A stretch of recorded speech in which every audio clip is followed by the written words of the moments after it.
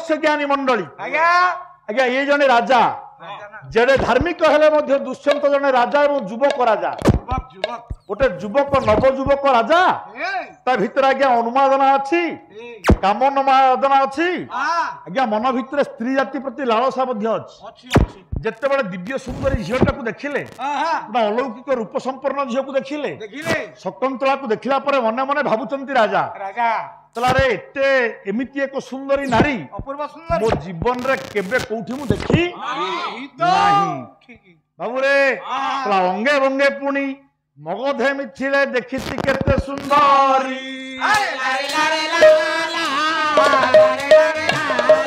ये जो साचरण घसा पथर को मोहिरे के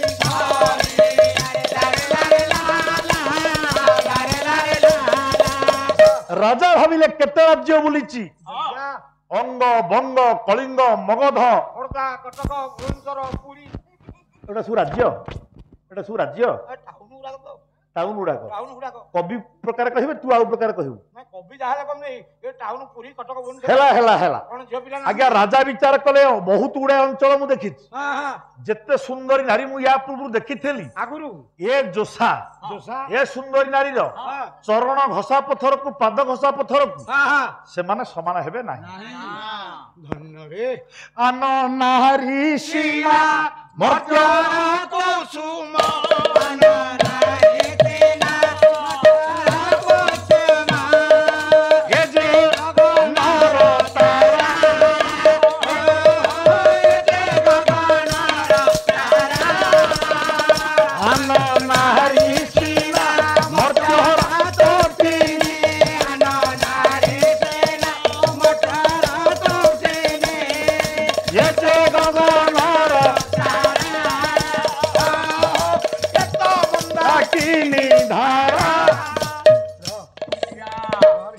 जेते नारी मुआगुर देखी से माने जदि समस्ते गोटे गोटे जाइताई मर्त्यर नदी हुअंती ये झीटी स्वर्गर गंगा अन्य नारी माने जदि मर्त्यर जाइताई टगर चंपा इत्यादि फूल हुअंती ये गगनर तारा आगुरी एमती झीटी मुझे देखनी ये झीटी को देखा मात्रे आज्ञा राजांकर मनटा तांको प्रति ढलिला राजा मने मने भाविले सतरे दी झीटी को विवाह करता झीटी मत प्रेम करता जदि झीटे प्रेम मु पाती मो जीवन टा धन्य हो जाता आज्ञा आज्ञा गोटे पद चतुष्पदी लिखुचंती आपणकर वरेण्य कवि बांका दास राजा मने मने भाविले कौन भाविले राजीवा खिलण नाकु राजा दुष्मंत आज्ञा भावुचंद शकुंतला को देखिला परे कहला राजीवा खिलण नाकु पाइबी की रसे मोहिबी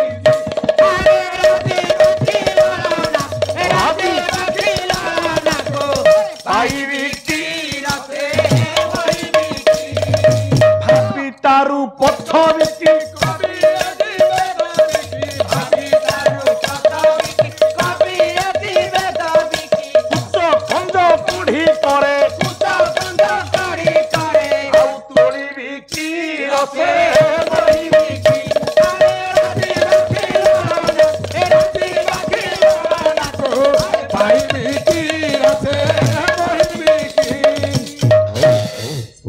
आज्ञा राजा दुष्मंत मने मने भावुचंद कवि हेले बांका कौन कहले राजीवाक्षी ललनाथ को पाइबी की राजीव कहले पद्म ये पद्म फूल भली सुंदर चक्षु धारण करिथिबा सुंदर आखि वाली ये सुंदरी रमणी को सतरे कौन मु पाइबी की मो भाग्य रे कौन ये अच्छी रसे मोहिबी की जदि पाइबी श्रृंगार रस माध्यम रे मु यार मन को मुग्ध करि पारिबी की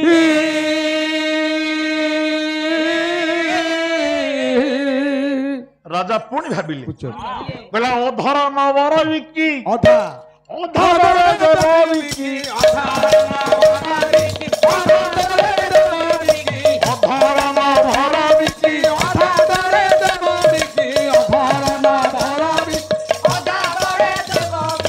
विधु मुखु मधु कुमु विधु मुखु मधु कुमु पीबी की रसे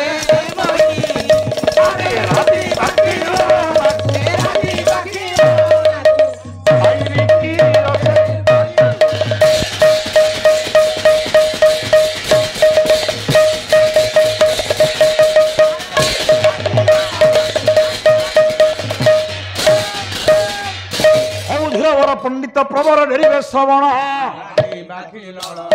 যাহা যাহা ন্যায়মান হইব আলোচনা মহারাজা এহিপরি করନ୍ତି ধাবন সত্য কি প্রাপ্ত হইব মতে কন্যা রত্ন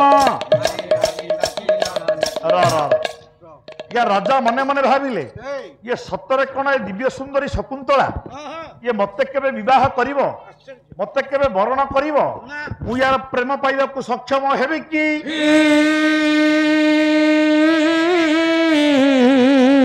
আজ্ঞা যেতেবেলে রাজাঙ্কর প্রেমটা ধীরে ধীরে বঢ়িলা শকুন্তলাঙ্ক প্রতি আজ্ঞা প্রেম করিবার লক্ষণ হলা এয়া যে আপন যাহাকু ভাল পাইবে তা দুঃখটা আপনাকে বড় কষ্ট দেব যেতে দিন পর্যন্ত তো মো ভিতরে সম্পর্ক কিছু নাই তু খালরে পড়লে কি বিপদরে পড়লে খুশি নহলে মধ্য মতে এতে কষ্ট হবনি যদি তো ভিতরে মো ভিতরে গোটা সম্পর্ক আসিଯିବ নিবিড়তা আসিଯିବ ভাল পাইবা আসিଯିବ তু অসুবিধারে পড়িলে তো দুঃখ দেখিলে সে দুঃখটা মতে ঘটিব রে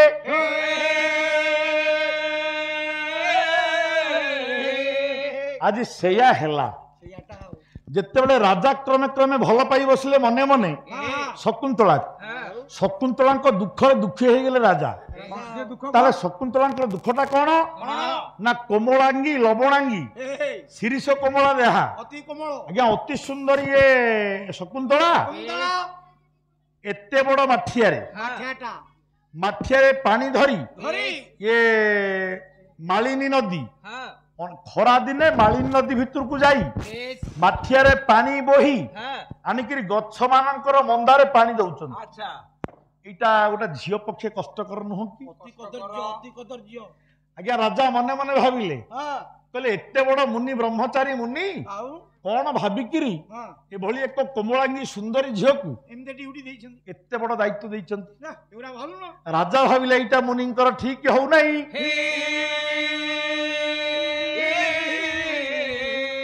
কবি কালিদাস অভিজ্ঞান শাকুন্তলম কলে ইদং কিলা ব্যাজ মনোহর বপু তপঃ ক্ষমং সাধয়িতুং জহিচ্ছতি আজি ধ্রুবংশ নীলোৎপল পত্র ধারয়া আজি সমীলতং ছেতু মৃষির ব্যবস্যতি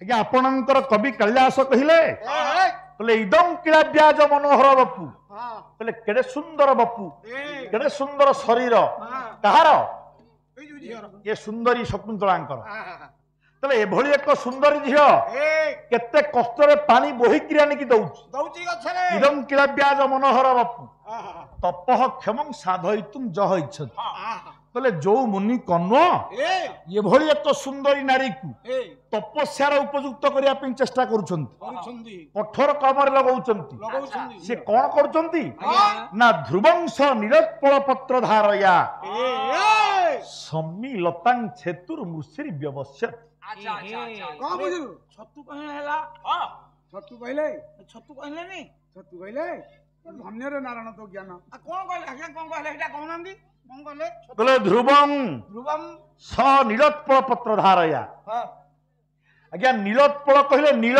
কই আজ্ঞা নীল কইর পাখুড়া গুড়িক অতি কোমল তাহলে নীল কইর পাখুড়াକୁ ধরি যদি সম্মিলতাକୁ বা সমী বৃক্ষକୁ ଆପଣ ହାଣିବେ কাঠ ভিতরে ସବୁଠୁ টাণୁଆ কাঠ ହେଲା ସମୀ କାଠ ସେତେବେଳେ ମୁନି ଋଷି ମାନେ কাঠକୁ কাঠ ঘষিকি নিয়া সৃষ্টি করুলে আজ্ঞা আজ্ঞা দিয়াছিল নথলা নাই দিয়াছিল নথলা কোউ কাঠ ঘষুলে কোউ কাঠ সমী কাঠ না এতে টাণুয়া কাঠ ଆଉ আজ্ঞা ব্রহ্মাণ্ডরে নাই এটা তাউ কাঠুটা তেଣୁ ତା ଭିତରେ ନିଆଁ ଥାଏ ସମୀ କାଠକୁ ସମୀ କାଠରେ ଘଷିଲେ ନିଆଁ ବାହାରି ପଡିବ ତେଣୁ ଏତିକି ଟାଣୁଆ କାଠ ହେଲା ସମୀ ଆଚ୍ଛା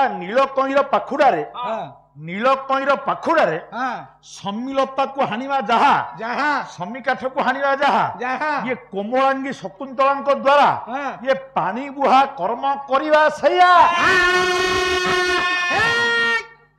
କେମିତି ଉଦାହରଣ ଦେଖବୁ আচ্ছা ইয়ে গলা সংস্কৃত উদাহরণ ସଂସ୍କୃତ ওড়িয়ারে ଓଡ଼ିଆରେ কবি গঙ্গাধর মেহর କ'ଣ କହିଲେ প্রণয় বল্লরী ହଁ ହଁ তারা কঠিন কর্ম দেলে কুমারী কি মুনি কি বিচারি মনে আরে মুনি কি বিচারি ତାରି ମନେ পাট দৌড়ি গাই অছন্তি কানন গজ বন্ধনে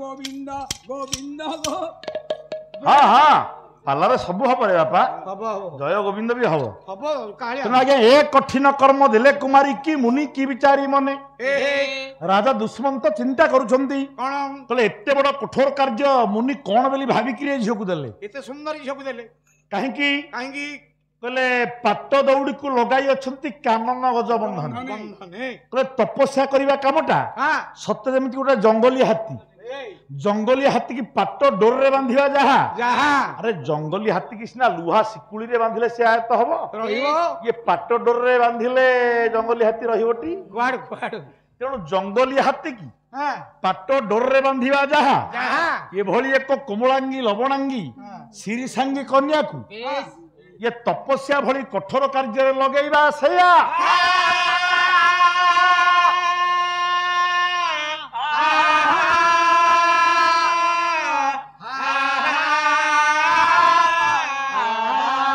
ହେ ମୋର ନମସ୍ୟ ଜ୍ଞାନୀ ମଣ୍ଡଳୀ ରାଜା ଯେତେ ଯେତେ ଭାବିଲେ ଶକୁନ୍ତଳାଙ୍କ ପ୍ରତି ରାଜାଙ୍କର ମନରେ ପ୍ରେମ ଭାବ ସେତେ ବଢି ବଢି ବଢି ବଢି ଗଲା ବଢିଲା ଆଉ ବଢିଲା ସିନା କିନ୍ତୁ ଆଜ୍ଞା ହଠାତ୍ ରାଜା ଅଟକି ଗଲେ ଅଟିକଲେ କାହିଁକି ରାଜା ଚମକି ପଡିଲେ କାହିଁକି ଚମକିଲେ ଗୋଟାଏ କଥା ରାଜାଙ୍କ ମୁଣ୍ଡରେ ହଠାତ୍ ପଶିଗଲା କଣ୍ଟା ପଶିଲା କଣ୍ଟା ପଶିଲା କଣ୍ଟା ଆଜ୍ଞା ରାଜା ମନେ ମନେ ଚିନ୍ତା କଲେ କଣ ଚିନ୍ତା କଲେ କଣ ଚିନ୍ତା କଲେ ରାଜା ଦୁଷ୍ମନ୍ତ ଚିନ୍ତା କଲେ ମୁଁ ଚନ୍ଦ୍ରବଂଶରେ ଜନ୍ମ ଆଉ ରାଜା ଆଜ୍ଞା ଚନ୍ଦ୍ରବଂଶରେ ଜନ୍ମ ଚନ୍ଦ୍ରବଂଶୀ ଆଜ୍ଞା ବର୍ଣ୍ଣରେ ଇଏ ହେଲେ କ୍ଷତ୍ରିୟ କ୍ଷତ୍ରିୟ ନା ଆଉ ରାଜା ହେଲେ କ୍ଷତ୍ରିୟ କ୍ଷତ୍ରିୟ ଆଚ୍ଛା ଯଦି ଇଏ କର୍ଣ୍ଣ ଋଷିଙ୍କର ଝିଅଟି ଶକୁନ୍ତଳା କର୍ଣ୍ଣ ଋଷି ହେଲେ ବ୍ରହ୍ମର୍ଷି ବ୍ରହ୍ମର୍ଷି ବୋଇଲେ ବ୍ରାହ୍ମଣ ବ୍ରାହ୍ମଣ ତାହେଲେ ତାଙ୍କରି ଝିଅ ହେଲା ଇଏ ବ୍ରାହ୍ମଣ କନ୍ୟା ବ୍ରାହ୍ମଣୀ ରାଜାଙ୍କ ମନରେ ପାପ ଛୁଇଁଲା ଆଉ ସବୁ ଛୁଇଁଲା ଏଇଠି ଆଜ୍ଞା ମନେ ମନେ ସିନା ଆଗ ପ୍ରେମଟା ବାହାରି ପଇଲା ମନେ ମନେ ଭଲ ପାଇଗଲେ ଯେ ଏକୁ ବିବାହ କରନ୍ତି ଇଏ ଭଲ ପାଆନ୍ତି ଏକୁ ବିବାହ କଲେ କଣ କଣ ହୁଅନ୍ତା କେତେ କଣ ଭାବି ଦେଇଗଲେ ମନେ ମନେ ତାପରେ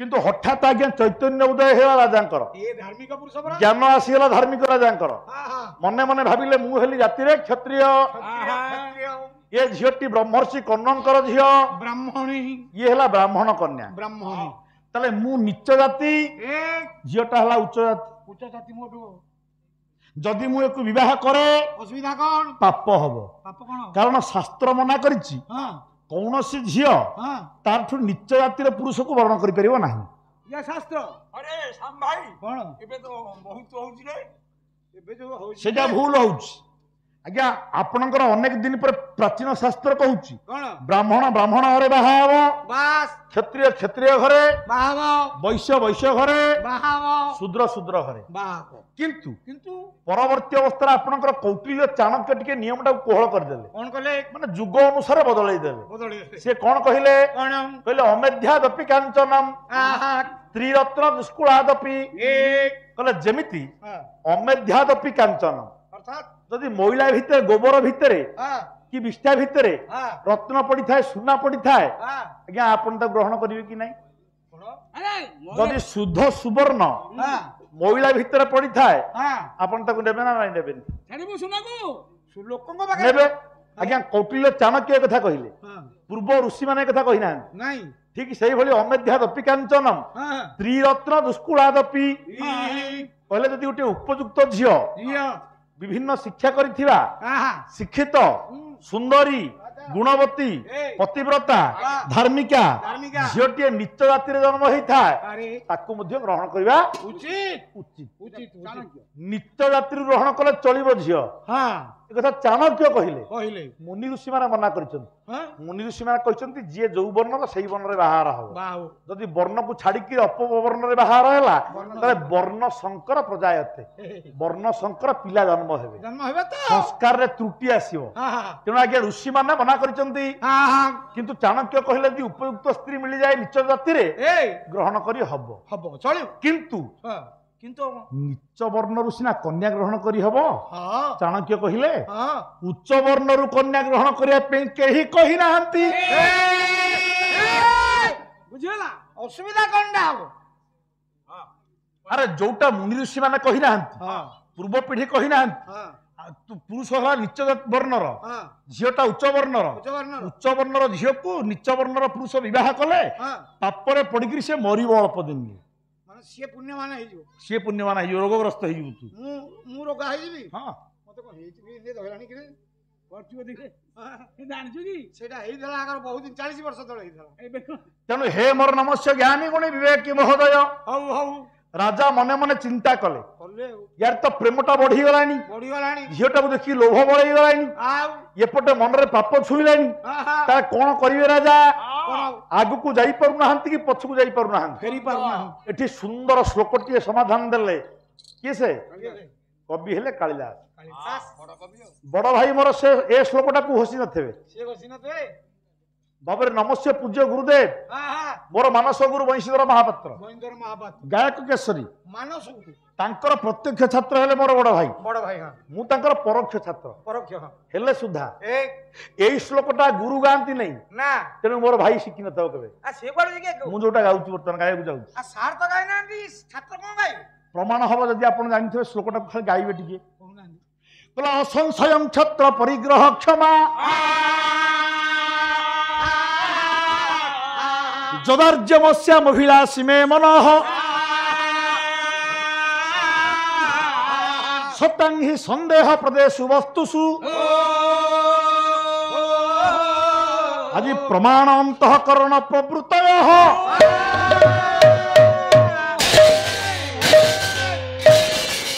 আজ্ঞা রাজাঙ্কর মন ভিতরে শকুন্তলাঙ্ক প্রতি লোভ। রাজা মনে মনে শকুন্তলাକୁ ଭଲ পাই সারিলেଣି, ତାକୁ ବାହା ହେବା ପାଇଁ ଇଚ୍ଛା କଲେଣି। କିନ୍ତୁ ସଙ୍କଟ ହଉଛି କିଏ ନା ଧର୍ମ ସଙ୍କଟ, ବର୍ଣ୍ଣ ଭେଦ। ମୁଁ ହେଲି ନିଚ, ଇଏ ହେଲା ଉଚ୍ଚ।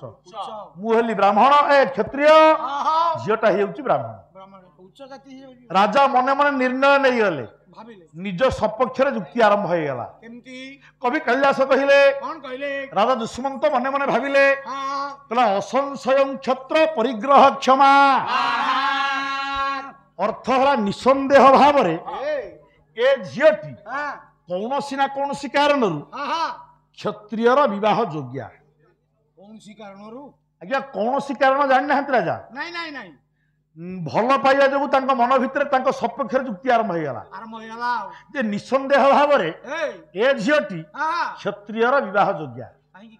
କାହିଁକି ନା ସତା ଅସଂଶୟଂ କ୍ଷେତ୍ର ପରିଗ୍ରହ କ୍ଷମା ଯଦାର୍ଯ୍ୟମସ୍ୟା ମଭିଳାସୀ ମେ ମନଃ। ଅର୍ଥାତ୍ ଯତ୍ ଆର୍ଯ୍ୟ, ଯେହେତୁ ମୁଁ ଜଣେ ଆର୍ଯ୍ୟ ହେଲେ ମଧ୍ୟ, ମୁଁ ଜଣେ ଧାର୍ମିକ ହେଲେ ମଧ୍ୟ ମୋର ମନ ଅଭିଳାଷୀ ମେ ମନଃ ଅସ୍ୟାଂ ପ୍ରତି, ଏହାଙ୍କ ପ୍ରତି ମୋର ମନ ବାରମ୍ବାର ଅଭିଳଷିତ ହୋଉଅଛି। ମୁଁ ଯେତେ ଚେଷ୍ଟା କଲେ ମଧ୍ୟ ମୋ ମନକୁ ଫେରେଇ ପାରୁନି। ୟାଙ୍କ ପ୍ରତି ମୋର ମନ ଢଳୁଛି। ମୁଁ ଜଣେ ଧାର୍ମିକ, ତେଣୁ ୟାଙ୍କ ପ୍ରତି ମୋର ମନ ଢଳିବାରୁ ନିଶ୍ଚିତ ଭାବରେ ଇଏ ମୋର ବିବାହ ଯୋଗ୍ୟା।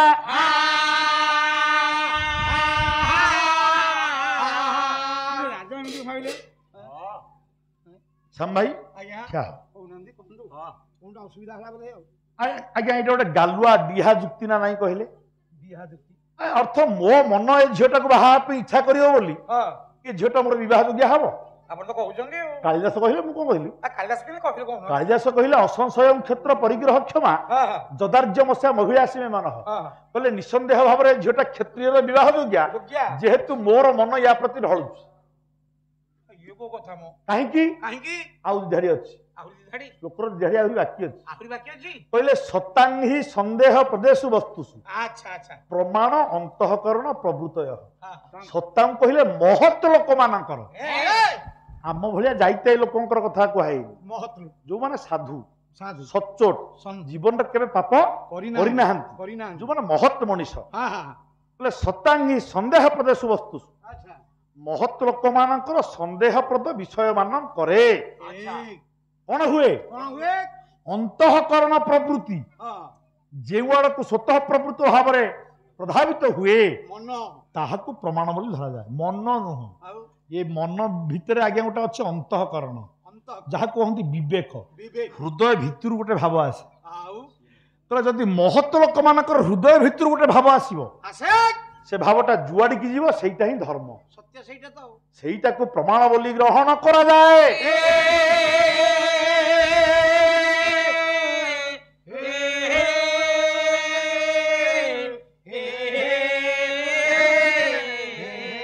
आज्ञा ए श्लोक टी कहीं गाँति ना कहीं गाँति ना ना मु वर्तमान जहाँ बुझेली मु निश्चित जे आपण माने ठीक रे बुझी पारि नथिबे कना ए श्लोकटा को बुझीवा कष्ट ताको बुझेया मध्य कष्ट कष्ट ताले रखि दो ना नाही ताको बुझेया चेष्टा करिया ना हम गोटे भल कथा को छाड़ देबा की बुझेय हबो जदि ए श्लोकटा को हमें बुझेई न परिबा तले पूरा काव्यटा कलंकित होई जिवो बेकार रखि जो काहे की हबो काहे की ना आपनकर काव्य नायक किए ये दे काव्यर हीरो होउचंती आपनकर दुष्मंत दुश्मन जदि दुष्मंत भूल करिवे ए क्षत्रिय है कि ब्राह्मण कन्या प्रति लालायित हेबे बही खराब है आज्ञा पापरे युक्त हो गले कि ना हीरो हीरो हीरो आपणकर काव्यर नियम कहउचंती विश्वनाथ कविराज हां हां कहले काव्यर जे नायक हबो से केमिति हबो केमिति बापा रे कहउनांती कहला स्वर्गबंध महाकाव्य तत्रैका नायक सुर सदवंश क्षत्रियो बापी धीरोदात्त गुणान्वित आज्ञा काव्यर जे नायक सी जने देवता हेथिबो देवता जदि बा देवता नुह हां सदवंशजात हेथिबो एवं हां धीर उदात्त गुण उत्तम चरित्र संपन्न हेथिबा दरकार हीरो जी चरित्रवान तले जदि आज्ञा ये काव्यर नायक होउचंती आपनकर दुश्मन तो सी यदि पापर लिप्त हेकि कलंकित हो जिवे नाटकटा नाली छकी पड़ जीवनी तेणु काव्यर नायकों को विपद उद्धार करने कवि कालिदास निजर अद्भुत बुद्धि एठी प्रयोग करुचंती कहले ए झीटा निश्चित भाव में क्षत्रिय विवाह योग्य नहले मो भलिया पवित्र मन वाला या प्रति एते लालायित हुअंता नाही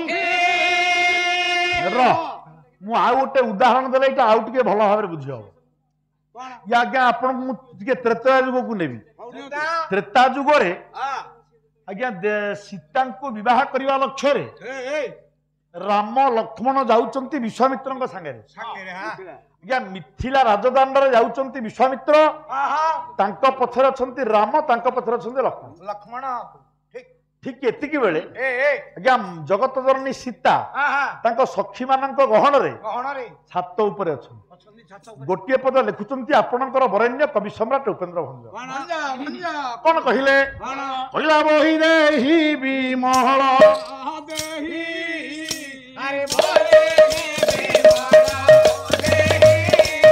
आज कमल के सरे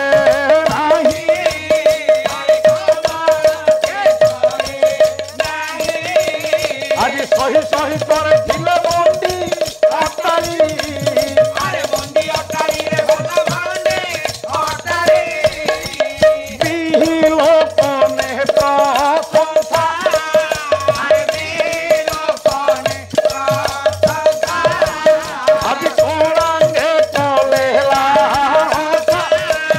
अरे कोलांगे तोलेला आज गौरे गौर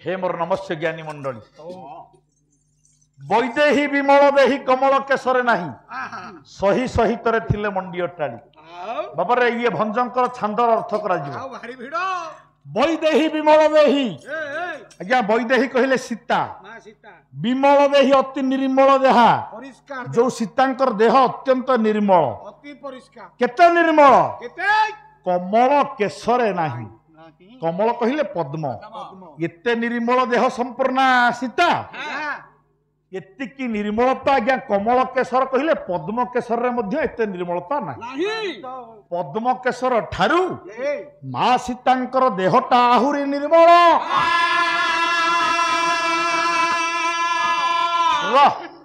सही सहित थिले मंडी अट्टाली कहले छात ऊपर थिले सीता कहांक संगरे ना सही कहले सखी सखी मानक गहन रे सीता ठिया हिथिले छात ऊपर अरे बिही लोक ने प्रशंसा दांडरे चालिकी जाउचन गुरु विश्वामित्र तांको पछरे राम तांको पछरे लक्ष्मण नजर पड़ीगला मां सीतांकर बिही लोक ने प्रशंसा लोक ने पर देखिला परे राम को लक्ष्मण को देखिला परे मां सीता प्रशंसा कले कहले केडे सुंदर रूप ये राम को रूप को देखि प्रशंसा कले बिही लोक ने प्रशंसा कोलांगे कले लालसा ए मां सुनो सुनो कोलांगे कले लालसा राम देखिया पे कोला लक्ष्मण देखिया पे गोरा अच्छा राम भी अछंती लक्ष्मण भी अछंती आज्ञा को ब्रह्मांड रे को झियो को टिके गले पचारिबे कोला पुओ को बाहाबो के भल पाए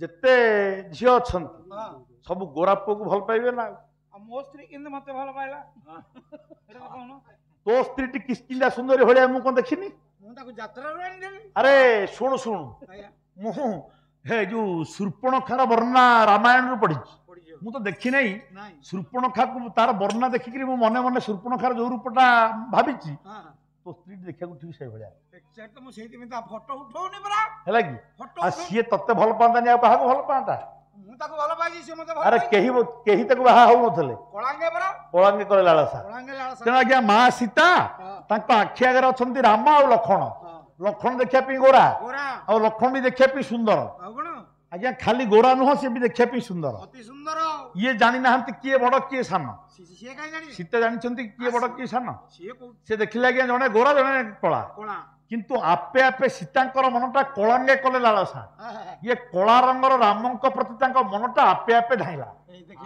गौरे गौरवता नेत्रहाली अर्थात गौरवर्ण विशिष्ट लक्ष्मण प्रति सामान्य आकर्षण मध्य न करी ये कालिया रामंक प्रति तांकर मन दौड़िला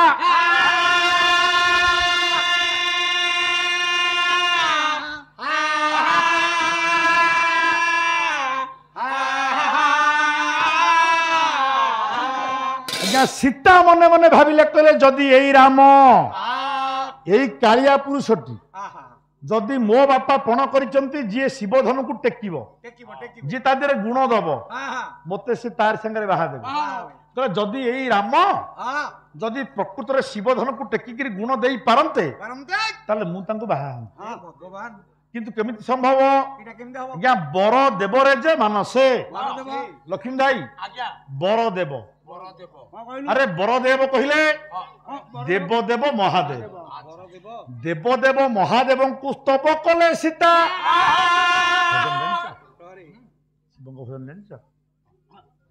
ए देवदेव महादेव उद्देश्य हाथ को जोड़ी देले कि ना जगत जननी सीता कहले हे देवदेव महादेव आपण दया करंतु आपण दया कले आपणकर धनुटा आपणकर शिवधनु आपण दया कले तार शक्ति कोहल हबो ताकु राम ही उठेई परिबे तेणु यही भली भाव आज्ञा कहीं कथा कहली ना मनटा महत लोक मानकर मन आपे आपे जुआड़े जाए ताकू ही प्रमाण बोली धरा जाए राम सीता कौन जानी थे कि राम शिवधनु टेकिबे बोली शिवधनु टेकिबे आ सीता को बाहा हेबे सीता केम जानले जान ना किंतु तांको मनटा आपे आपे गौरवर्णर लक्ष्मण को प्रति न जाई कला रंगर रामंक प्रति दौड़िला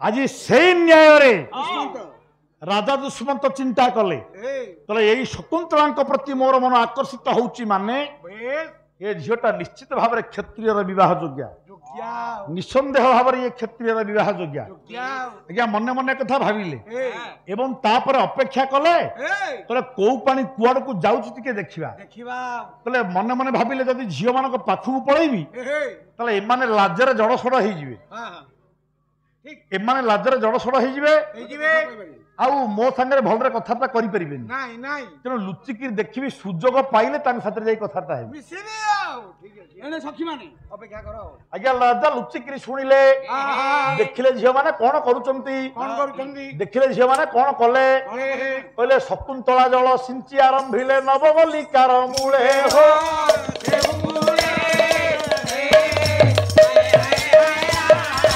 मधुकर एक उड़िला एक थिला नियाली मूले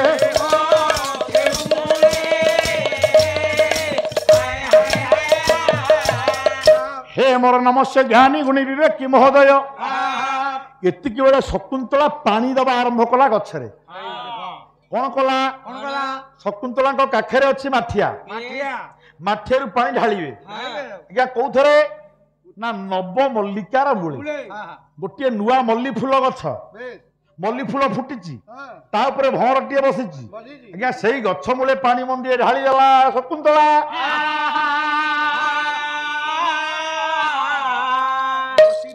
आज्ञा जदि गछ मूले पानी मंदिए ढला हबो ये मल्ली फूलटी गोटे पतला गछटी सरुआ गछटी आज्ञा जदि ता मूले पानीटा ढालिबा से गछटा दोहली जीव कि नाही जदि गछ दोहलिबो ता देहरे जदि महुमाछीटिए बसिथाए कि भंवरटिए बसिथाए से आउ रहिबो आज्ञा से उड़ी जीवो शकुंतला जेमिति पानी मंदिए ढाली देले गछ मूले गछटा दोहली गला ये भंवरटी उड़ी गला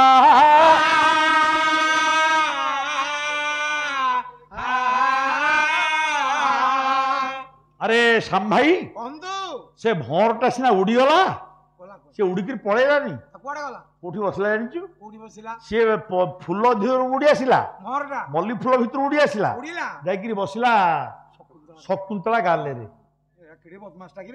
कहला उड़ी पुणी आसी बसे बारंबार सुंदरी मुखमंडले जेते बारिले हे उड़ू थाए पुणी मुहुर मुहुर भेतले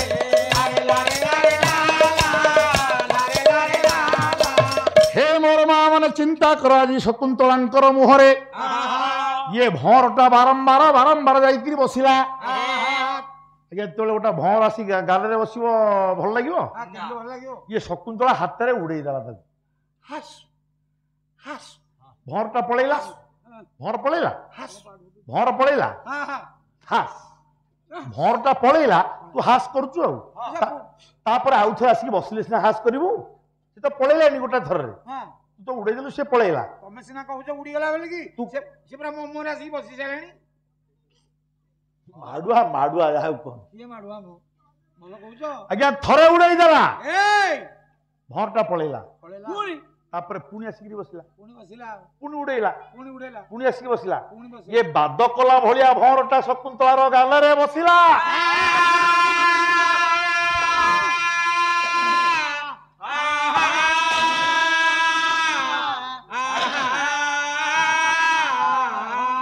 शकुंतला विरक्त हो पड़ा शकुंतला आज्ञा बड़ पाटे डाकिला कहला हे सखी हे अनुसूया हे प्रियंवदा अरे किए किए कौठी अछ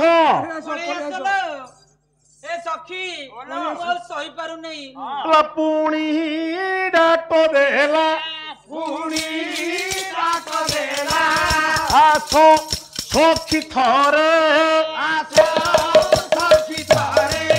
अरे दुरास्पद मधुव्रत दुरास्पद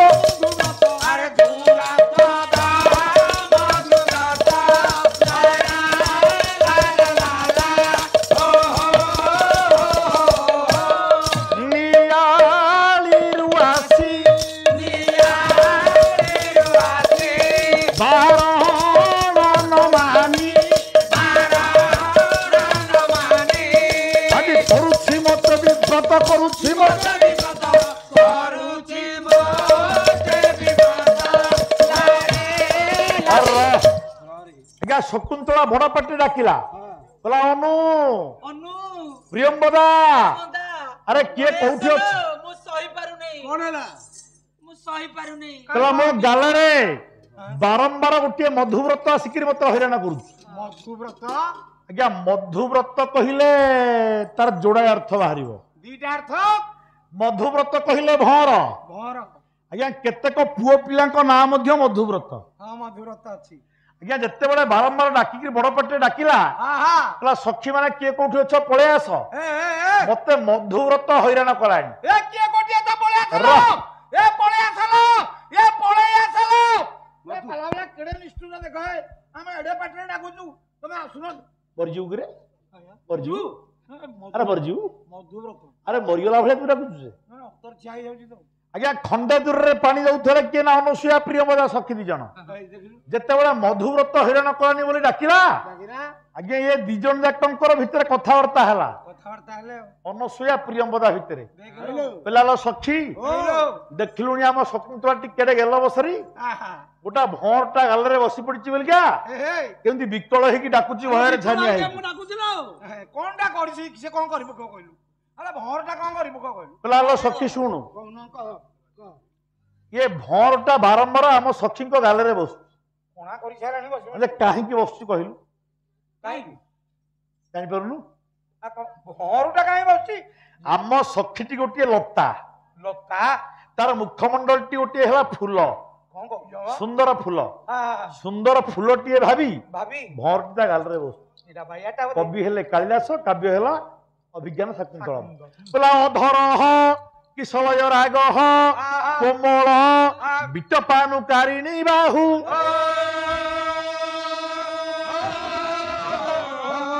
କୁସୁମସ୍ୟେବ ଲୋଭନୀୟ ଯୌବନ ଅଙ୍ଗେ ସୁସନ୍ନଧ।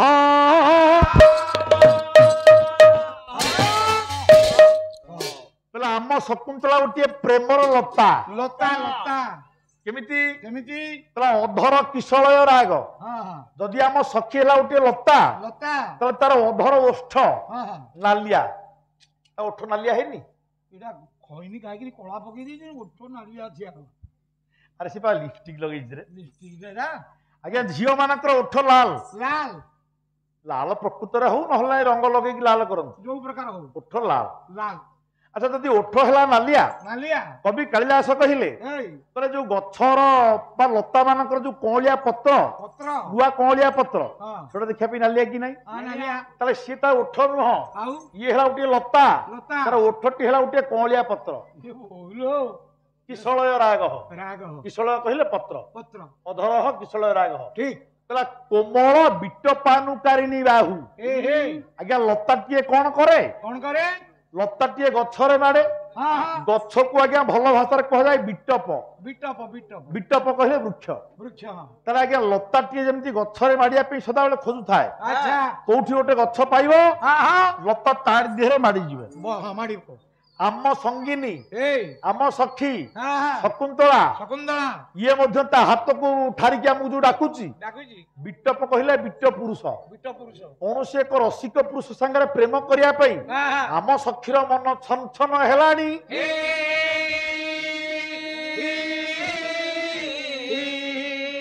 ଖାଲି ସେତିକି ନୁହଁ, କୁସୁମ ସେବ ଲୋଭନୀୟ ଯୌବନ। ଆମ ଶକୁନ୍ତଳାଙ୍କର ଯୋଉ ଯୌବନଟି ଯୌବନ ଗୋଟିଏ ଫୁଲ ଭଳିଆ। ବାପା ଲୋ ସେ ଯୌବନବତୀ, ସେ ଫୁଲ ଭଳିଆ ଦେଖିବା ପାଇଁ ସୁନ୍ଦରୀ। ତେଣୁ ତେଣୁ ଆମ ସଖୀ କି ଗୋଟିଏ ଫୁଲ ବୋଲି ଭାବି ଇଏ ଭଅଁରଟି ତା ମୁହଁରେ ବାରମ୍ବାର ବସୁଛି।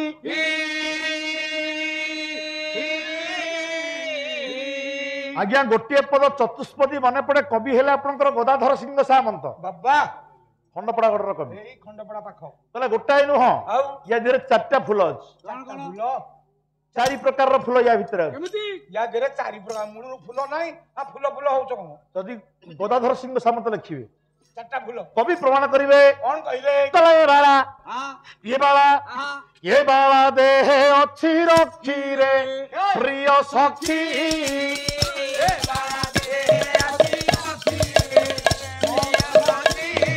ଆଉ ଚାରି ଫୁଲ ଚାରି ଫଳ ଚାରି ପଶୁ ଚାରି ପକ୍ଷୀ ଏ ବାଳା ଦେହେ ଅଛି।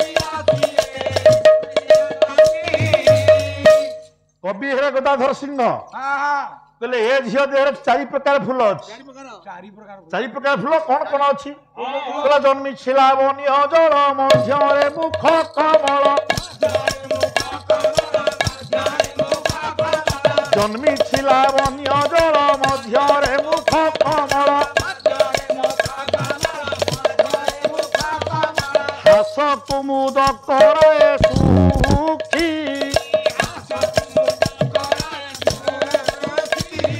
ବର୍ଣ୍ଣ ଚମ୍ପା ଶୋଭା ସମ୍ପାଦିଛି ସୁମୁଖୀ।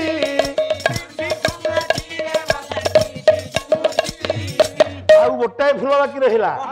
କହିଲା ଚରଣ ଦେବାକୁ ମୁନି, ଚରଣ ଦେବାକୁ ମୁନି, ଶରଣ ପଶିବେ ଦେଖି ଶରଣ ପଶିବେ ଏ ବାହାରେ ଅଛି ଅଛି।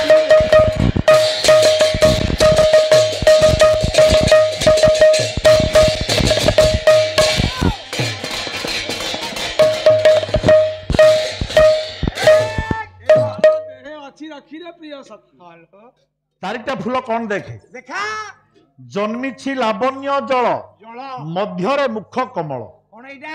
ଲାବଣ୍ୟ କହିଲେ ୟାର ସୌନ୍ଦର୍ଯ୍ୟ। ସୌନ୍ଦର୍ଯ୍ୟ ଯଦି ଶକୁନ୍ତଳାର ସୌନ୍ଦର୍ଯ୍ୟଟି ଜଳ ହୁଏ ପାଣି ପାଣି ବା ପୋଖରୀର ପାଣି ହୁଏ, ହଁ ଆଜ୍ଞା ତା ମୁହଁଟି ସେ ପାଣି ଭିତରେ ଫୁଟିଥିବା ହଁ ହଁ ସୁନ୍ଦର ସଦ୍ୟ ପ୍ରସ୍ଫୁଟିତ ପଦ୍ମଟିଏ, ବଢିଆ ବୁଝିଲୁ? ଆଜ୍ଞା ତା ମୁହଁଟି ହେଲା ପଦ୍ମ। ଆଉ ତିନି ଜନ୍ମିଛି ଲାବଣ୍ୟ ଜଳ ମଧ୍ୟରେ ମୁଖ କମଳ, ହଁ ହଁ ହାସ କୁମୁଦ କରାଏ ସୁଖୀ। ହଁ ହଁ ଟିକେ ହସିଦେଲେ, ଯେତେବେଳେ ହସି ଦଉଛି ଶକୁନ୍ତଳା, ଶକୁନ୍ତଳା କୁମୁଦ କହିଲେ କଇଁ ଫୁଲ, କଇଁ ଫୁଲ କଇଁ ଫୁଲଟିଏ ଫୁଟିଲା ଭଳି ଦିଶୁଛି। ଦେଖୁଛୁ ମୁହଁଟା ପଦ୍ମ ଫୁଲ, ୟା ହସୁଟା ହଉଛି କଇଁ ଫୁଲ। ଆଉ କୋଉ ଫୁଲ? ବର୍ଣ୍ଣ ଚମ୍ପା, ବର୍ଣ୍ଣ ଚମ୍ପା ଇଏ ହେଲା ଚମ୍ପା ଗୋରି। ଚମ୍ପା ଗୋରି ୟା ରଙ୍ଗରେ ଅଛି ଚମ୍ପା ଫୁଲର ବର୍ଣ୍ଣ, ଦେଖୁନୁ କେମିତି ଚିକ୍ ମାରୁଛି। ତେଣୁ ଇଏ ଚମ୍ପା ଗୋରି। ଚମତ୍କାର ଗୋରି ବୁଝିଲୁ? ଚମ୍ପା ଗୋରି। ଚରଣ ଜବା, ଚରଣ ୟା ପାଦ ତଳ ମଧ୍ୟ ନାଲିଆ। ନାଲିଆ କେମିତି? କେମିତି? ନା ଜବା କହିଲେ ମନ୍ଦାର ଫୁଲ। ମନ୍ଦାର ଫୁଲ ମନ୍ଦାର ଫୁଲ ଅଛି ୟାର ପାଦ ତଳେ। ମନ୍ଦାର ଫୁଲରେ କାହିଁକି ଆ ପାଦ ସାଙ୍ଗରେ ମନ୍ଦାର ଫୁଲ ମିଶିଲା କହିଲୁ? କାହିଁକି? ମନ୍ଦାର ଫୁଲରେ ଯେମିତି ପାଖୁଡା, ପାଖୁଡା ପରେ ପାଖୁଡା, ମଝିରେ ଗୋଟେ ଗୋଟେ ଫାଙ୍କ, ୟା ପାଦରେ ଏମିତି ଫାଟ ହେଇଛି। ତେଣୁ ଏଇଟା ମନ୍ଦାର ଫୁଲ ସାଙ୍ଗରେ ସମାନ। ପାଖୁଡାକୁ ପାଖୁଡା, ଫାଟକୁ ଫାଟ। ତୁ କବି କାଳିଦାସଙ୍କ ପାଖରେ କେଦିନ ଟ୍ୟୁସନ ହେଇଥିଲୁ ବୋଧେ? ଭେଟ ପାଇଲିନି ନହେଲେ ଯାଇଥାନ୍ତି ତାଙ୍କ ପାଖକୁ। ଆଜ୍ଞା, ଆଉ ଜଣେ କବି କହିଲେ ଆପଣଙ୍କର କବି କାଳିଦାସ, କାଳିଦାସ କହିଲେ ଏ ଝିଅ ଦେହରେ ଫୁଲ କେମିତି ଅଛି ଦେଖ। କହିଲେ କମଳେ କମଳୋତ୍ପତ୍ତି ଶ୍ରୂୟତେ ନଚ ଦୃଶ୍ୟତେ ବାଳତବ ମୁଖಂ ବୋଜେ କଥଂ ଇନ୍ଦି ବରଦ୍ୱୟଂ। କହିଲେ ଆଜି ଭଅଁରଟା, ଇଏ ଭଅଁରଟା ଶକୁନ୍ତଳାଙ୍କ ମୁହଁରେ ବାରମ୍ବାର ବସୁଛି। ବସୁଛି କଣ ବେକାରରେ? ନାଇଁ କମଳେ କମଳୋତ୍ପତ୍ତି, ଗୋଟା ପଦ୍ମ ଦେହରୁ ଆଉ ଗୋଟେ ପଦ୍ମ ଜନ୍ମ ନେବା ସମ୍ଭବ କି? ବନ୍ଦ କର ପଲା ବନ୍ଦ କର। କଣ ହେଲା? ଆଉ ତମ ମୁଣ୍ଡ ଠିକ ନାହିଁ ବାବୁ, ଆସୁନ କାହିଁକି ଗାଡ଼ି କରୁଛ? ଆଉ କାହିଁ ଡାକୁଛୁ? ଆଉ ମୋର କିଛି ହେଇନି ବହି, ତମର କିଛି କାମ କରୁନି ମୁଣ୍ଡ। କିଛି ବହି ମୋର ହେଇନି। ତମେ କିଛି କାମ ଆଉ କରିପାରୁନ। ଶୁଣ ଏଇ ଯୋଉ ଆଜ୍ଞା, କମଳେ କମଳୋତ୍ପତ୍ତି କହିଲେ ଗୋଟିଏ ପଦ୍ମରୁ ଆଉ ଗୋଟେ ପଦ୍ମ ଜନ୍ମ ନେଇପାରେ କି? ସଂସାରରେ ଏଇଟା ଅଛି। ମୁଁ ତ ସେ କଥା ପଚାରୁଛି। ସେଇଥିପାଇଁ ମୁଁ ତ ତମକୁ ବାୟା ବୋଲି କହୁଛି। ଆଉ ଆପଣଙ୍କ ମୁଣ୍ଡ ଖରାପ ଆଉ ସିଏ ଆସନ୍ତୁ। ଆଉ ଆରେ ୟା ବୋଲି ମୁଁ ବାୟା ହେଇସାରିଲିଣି ୟା ଭିତରେ। ପଦ୍ମ ଫୁଲରେ ପଦ୍ମ ଫୁଲ ବୁଡିଛି କେମିତି ତମ? ହଁ ମୁଁ ବାୟା ନୁହଁ ଆଉ କଣ? ନାଇଁ ନାଇଁ ମୁଁ ବାୟା, କାହିଁକିନା ଏ ପାଲାକାର ହିସାବରେ ଯୋଉ ଆମର ଟୁଲି ବାବୁ ହେରିକା ଯୋଉ ପଇସା ମତେ ଦଉଛନ୍ତି ବା ମୁଁ ଯେତିକି ପଇସା ରୋଜଗାର କରୁଛି, ଏଥର ମୋ କୁଟୁମ୍ବ ଆଜ୍ଞା ଚଳୁନି। ତେଣୁ ମୁଁ ପ୍ରତିବର୍ଷ କିଛି କିଛି ଜମି ମୋର ପୈତୃକ ସମ୍ପତ୍ତି ବିକୁଛି। ଆଉ ଯିଏ ପୈତୃକ ସମ୍ପତ୍ତି ବିକେ ତାକୁ ଆଜ୍ଞା ବାୟା ଲେଖା ହୁଏ। ତାର ଆଉ ଯୋଉ ରେଷ୍ଟି ଖାନାରେ ଯୋଉ ଦଲିଲରେ ଲେଖା ହୁଏ ବାୟାଙ୍କ ନାମ ଧାମ। ଆଉ ମୁଁ ବାୟାରେ ମୁଁ ପ୍ରତିବର୍ଷ ଜମି ବିକୁଛି। ଜମି ବିକୁଛ ଫେରେ ଯୋଉ କିଣୁଛ। ଆରେ ଯଦି ଟୁଲି ବାବୁ ହେରିକା ଯଦି ମତେ ଟିକେ ଅଧିକା ପଇସା ଦିଅନ୍ତେ, ଆଉ ମୁଁ କାହିଁ ବାୟା ହନ୍ତି? ଆମ ଜମି ବାଡି ବିକୁଛ, ସିଆଡେ ଡିହ କିଣୁଛ। ଏଇଆ ତ କଥା। ଆଉ ତେଣୁ ହେ ମୋର ନମସ୍ୟ ଜ୍ଞାନୀ ମଣ୍ଡଳୀ, କିନ୍ତୁ ଏଠେଇ କମଳେ କମଳୋତ୍ପତ୍ତି, ଅର୍ଥାତ ପଦ୍ମ ଫୁଲ ଉପରେ ଗୋଟାଏ ନୁହଁ ଆଉ ଯୋଡେ ପଦ୍ମ ଫୁଲ ବାହାରିଛି। ପୁଣି ଜଣେ ଗୋଟାଏ ପଦ୍ମ ଫୁଲ ଉପରେ ଯୋଡାଏ ପଦ୍ମ ଫୁଲ ଫୁଟିଛି। କହିଲା ମାନେ ଗୋଟେ ଆଶ୍ଚର୍ଯ୍ୟ ନୁହଁ? ଆରେ ଶକୁନ୍ତଳାର ମୁହଁଟି ହେଲା ପଦ୍ମ, ଦେଖେ ସେ ଚା ପିଉଛି ଯାଇକି ସିଆଡେ। यार କୋଉ ମୁହଁଟା ପଦ୍ମ ନିଅନ୍ତୁ ସାର୍ ଅରେ ଗାଲରେ 250 ଲେଖା ଚାଉଳ ଧରିବ ୟା ମୁହଁ ପଦ୍ମ ଫୁଲ କାଇଁ ପଦ୍ମ ଫୁଲରେ କଣ 250 ଚାଉଳ ଧରିବନି କି? ତାର ଖାଲ ଅଛି ପଦ୍ମ ଫୁଲ ଭିତରେ ଖାଲ ଅଛି ଖାଲ ଅଛି ଆଉ ସେଥିରେ 250 ଚାଉଳ କଣ 300 ଚାଉଳ ଧରିବ? ଆରେ ଯୋଉ ପାଣି ଢଳ ଢଳ ହଉଛି ସେଇ ହଉଛି ଚାଉଳ ହଁ ପାରୁନୁ ଆଚ୍ଛା ତାହେଲେ ମୁହଁଟା ପଦ୍ମ ପଦ୍ମ ଫୁଲ ହେଇଗଲା କଥଂ ଇନ୍ଦି ବଳଦୟମ୍। ଆଜ୍ଞା ଯୋଡିଏ ନୀଳ ପଦ୍ମ ତା ଭିତରେ ଅଛି। ଆଖି ଦିଟି ଆଖି ଦିଟା ତା ଦିଟାକ ଆଖି ହଁ ଏ ଆଖି ଯୋଡେ କହିଲେ ନୀଳ ପଦ୍ମ।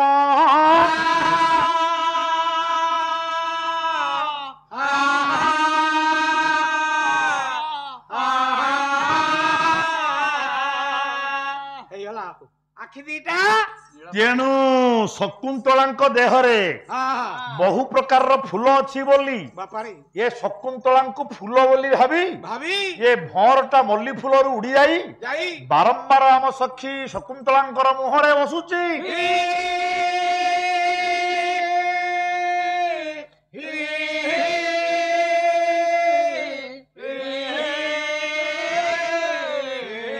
କହିଲେ ଜାଣି ନ ଜାଣିଲା ପରିପ୍ରିୟମ୍ବଦା କହିଲା କରି ବ୍ୟଞ୍ଜନା।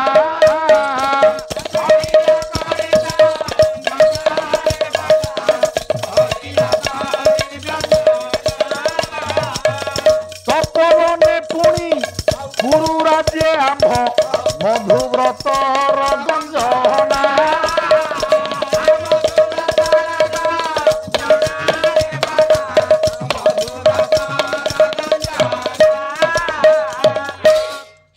ଆଜ୍ଞା ରାଜା ଲୁଚିକିରି ଶୁଣୁଛନ୍ତି ରାଜା ଲୁଚିକିରି ଦେଖୁଛନ୍ତି ଏମାନେ କଣ କରୁଛନ୍ତି ବୋଲି। କଣ କରୁଛନ୍ତି ଠିକ ସେତିକି ବେଳେ ସଖୀ ମାନେ ଜାଣିଲେ ଏଇ ଯେ ଗୋଟା ଭଅର ଆମ ସଖୀର ମୁହଁରେ ବସିକିରି ହଇରାଣ କରୁଛି। ବାରମ୍ବାର ବସୁଛି କିନ୍ତୁ ସେ ଡାକିଛି କଣ କଣ ନା ମତେ ମଧୁବ୍ରତ ଗଞ୍ଜନା ଦଉଛି। ମଧୁବ୍ରତ ମଧୁବ୍ରତ କହିଲେ ଗୋଟା ପୁରୁଷ ପୁଅର ନାଁ ମଧ୍ୟ ହେଇପାରେ। ନା ଅଛି ତେଣୁ ଆଜ୍ଞା ଇଙ୍ଗିତରେ ଜାଣି ଶୁଣିକିରି ଇଙ୍ଗିତରେ ଏଇ, ଆଜ୍ଞା ପ୍ରିୟମ୍ବଦା ସଖୀଟା ବଡ ପାଟିରେ କହିଲା କଣ କହିଲା କହିଲା ହେ ଶକୁନ୍ତଳା କଣ କହିଲା ଇଏ ପୁରା ପୁରୁ ରାଜ୍ୟ ପୁରୁ ରାଜ୍ୟ ଅର୍ଥାତ ପୁରୁବଂଶୀ ମହାନ ଧାର୍ମିକ ରାଜା ଦୁଷ୍ମନ୍ତ ଦୁଷ୍ମନ୍ତଙ୍କ ରାଜ୍ୟରେ ପୁରୁ ରାଜ୍ୟରେ ଏଇ ପୁଣି ତପବନ ଭିତରେ ଭିତରେ ମଧୁବ୍ରତ ନାମକ ଗୋଟେ ପୁରୁଷ ପୁରୁଷ ଆମ ସଖୀଙ୍କୁ ହଇରାଣ କରିବ ଏଇଟା କେବେ ସମ୍ଭବ ନୁହଁ। ତୁ ଅପେକ୍ଷା କରେ ଆମେ ସାଙ୍ଗେ ସାଙ୍ଗେ ଯାଉଛୁ।